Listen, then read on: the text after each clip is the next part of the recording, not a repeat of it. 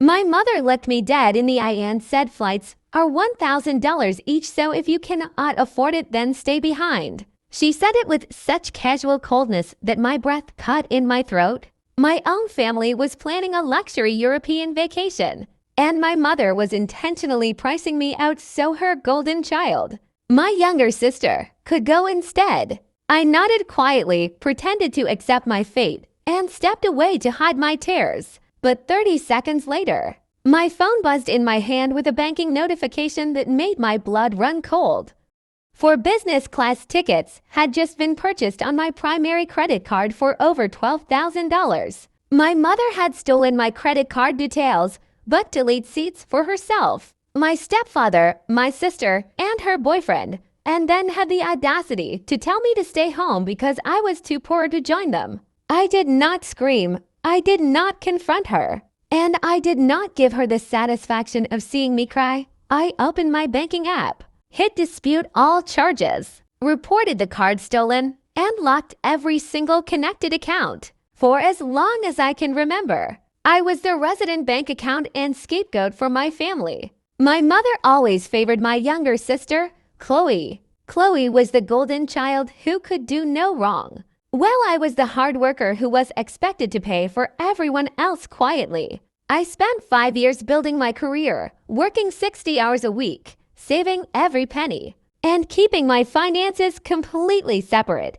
or so I thought. Last month, my mother announced at Sunday dinner that the entire family was going on a 2-week dream vacation to Italy and Greece. She talked about the 5-star hotels, the private tour, and the fine dining. When I asked about the flight arrangements and my share of the cost, my mother gave me a smirking glance and dropped the bomb. She claimed flights were $1,000 each for economy, and since I was always complaining about my budget, maybe it was best if I stayed behind to house sit and take care of her dogs. My stepfather chuckled, and Chloe hid a malicious grin behind her wine glass. I stood there in silence, deeply hurt that my own family was actively excluding me from a trip they had been planning for months. I excused myself to the bathroom to collect my thoughts. That was when my phone vibrated in my palm. The push notification from my credit card issuer read that a pending transaction of $12,400 was processed at an international airline.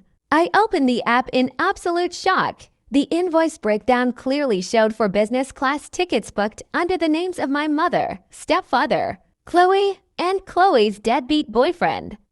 My mother had somehow copied my card details months ago when I helped her pay for an emergency vet bill. She intentionally told me I was uninvited so I would not ask questions about ticket prices while secretly using my hard-earned savings to fly her favorite people first class. The rage inside me was pure, silent, and sharp.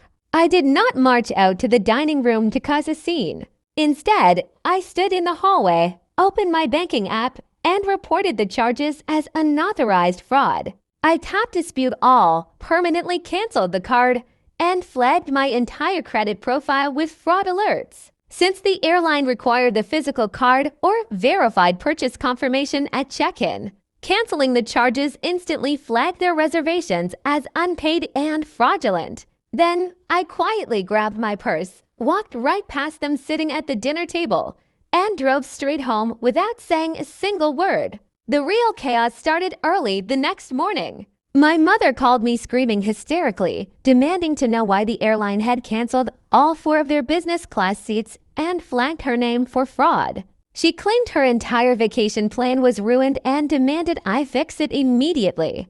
I calmly told her that since flights were far too expensive and I was staying behind as she advised, I could not possibly afford to sponsor for business class tickets for people who treated me like garbage. Chloe started sobbing in the background, screaming that I ruined her life, while my stepfather threatened to sue me.